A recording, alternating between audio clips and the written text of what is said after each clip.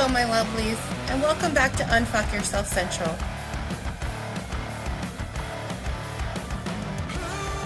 Today, we're getting personal.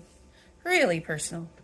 We're going to talk about my journey through mental health, including ADHD, autism, borderline personality disorder, agoraphobia, anxiety, depression, Ehlers-Danlos syndrome, and POTS. Yeah, I know, it's quite a list. If mental health diagnoses were trading cards, I'd have a full deck. But seriously, these things make up a huge part of who I am. So I'm sharing my story, not just for the venting, though I do love a good rant, but because someone out there needs to hear this. And if nothing else, you might get a good laugh at my expense.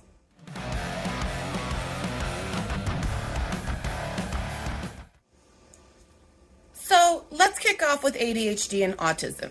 For years, I had no clue that I had either. It wasn't until my kids got diagnosed and started therapy that I began to see the connections. And as it turns out, ADHD and autism seems to run in families.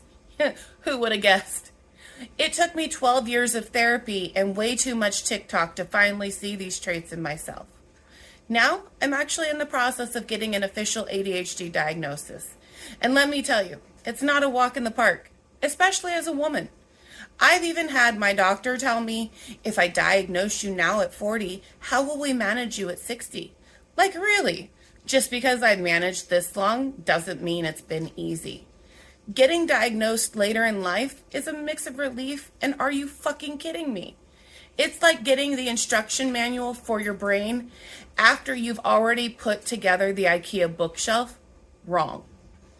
Everything makes sense in hindsight, but now I'm navigating this as an adult while also helping my kids through their own journeys.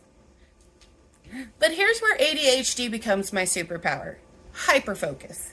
Give me one spark of an idea and boom, I am off to the moon, ready to change the world.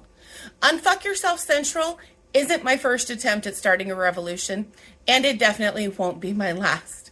When I'm in, I'm all in. But let's be real. The world isn't made for people like me. It's like trying to cook a complicated recipe when someone keeps moving around the ingredients, and maybe the stove too. Next up, let's talk BPD, borderline personality disorder. This one is a roller coaster. BPD often gets a bad rap, and I get it. For me, it's like living in a state of everyone's gonna leave me, mixed with everything's falling apart. It's this intense fear of abandonment and an overwhelming sadness. The smallest thing can feel like the end of the world, but I'm learning to manage it. Therapy has also been a game changer. So is learning to communicate what I need. It's not easy, but I'm pretty proud of the progress that I've made. BPD doesn't define me. It's just a chapter in my story. And let's be real, it's the part that's always ready for a dramatic monologue. Because who doesn't love a good dramatic moment?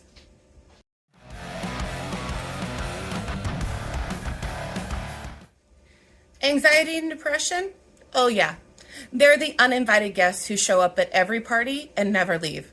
They're also total downers, by the way. But they didn't come alone. They brought some friends.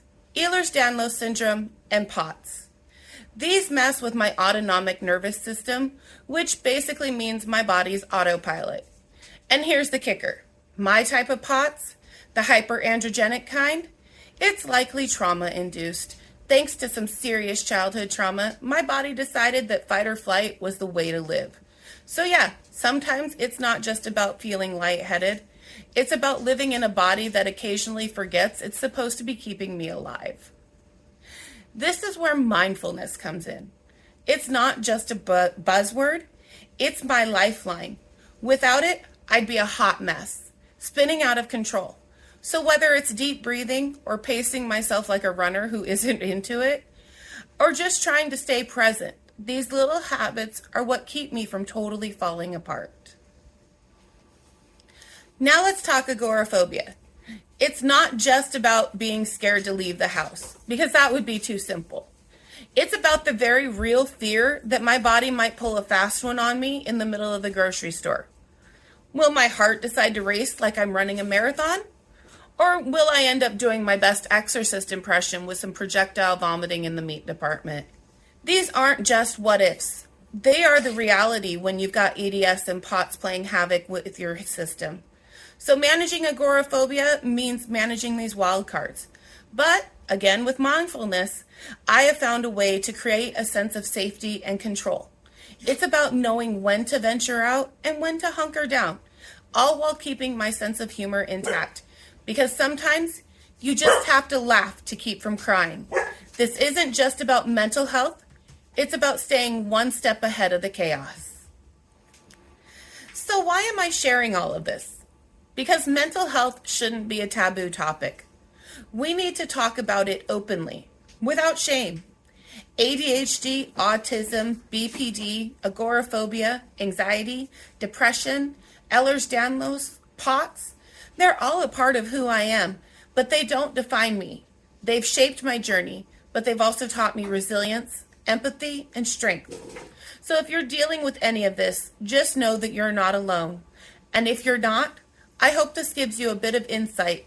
We all have our battles, but together we can make the world a little kinder, a little more understanding. Thanks for watching, and remember, unfuck yourself one step at a time. Like, subscribe, and join the revolution on Facebook.